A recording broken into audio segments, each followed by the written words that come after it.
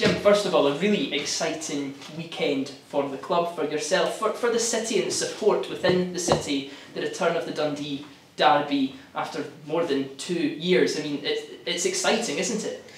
It definitely is, yes. I mean, it's I think it's the perfect fixture for both teams to kick the season off with.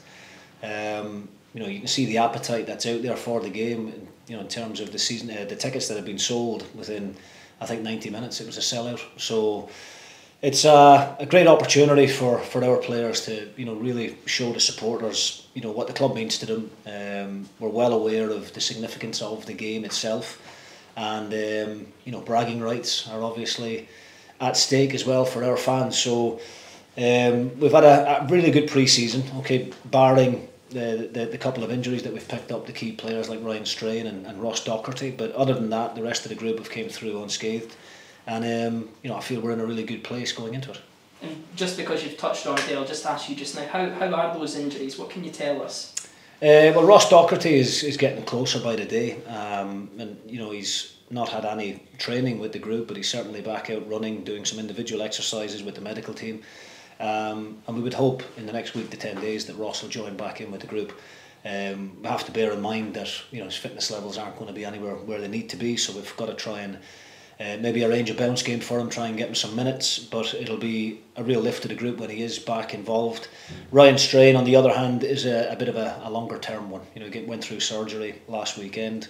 The surgery was a success, but it's looking like that one will probably be a 12 to 14 week layoff, which is a real disappointment because Ryan was a player that we tried really hard in the summer to get to the club. We know the quality that he brings in that right wing back area, and it's a real blow for him and for the team.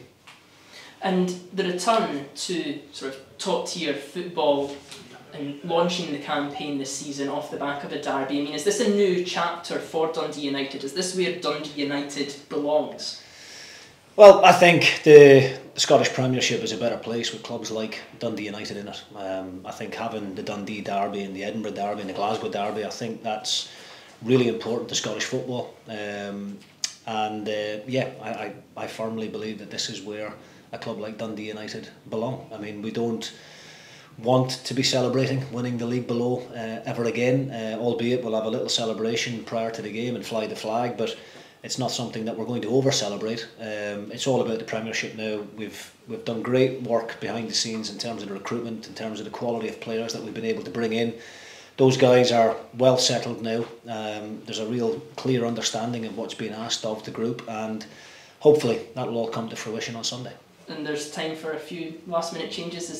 Obviously there's still the deadline, a few weeks till the deadline of the transfer window. Can we expect any news coming out of the club? Yes, we'll remain active in the window. I still think we've got certain areas within the squad that we need to strengthen. We won't stop working until that final day. Perfect, that's it from me, thank you. Thank you. Obviously it'll be your first derby in charge of the club. Just what does that mean personally to be in the dugout for Sunday's match?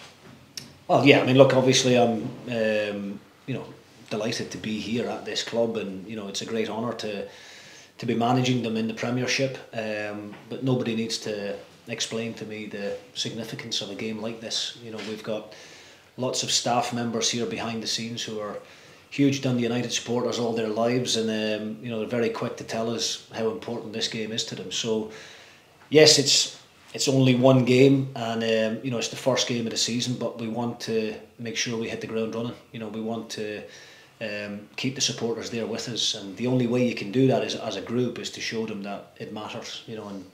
By being aggressive in our press, by being brave on the ball, by trying to entertain our fans, that does bring them along with you, and that's what we'll try and do. And do you approach this game any different to any other game? Do you tell the players anything different with it just being that sort of extra spice with it being a derby? Listen, there's importance on every single game that you play, whether it's in the cup or whether it's in the league, but the derby games, there always is a little bit of added extra spice to it. We have explained to the foreign lads who have came to the club what this means to the supporters and to the city, but that's why these players have chosen to come to Dundee United.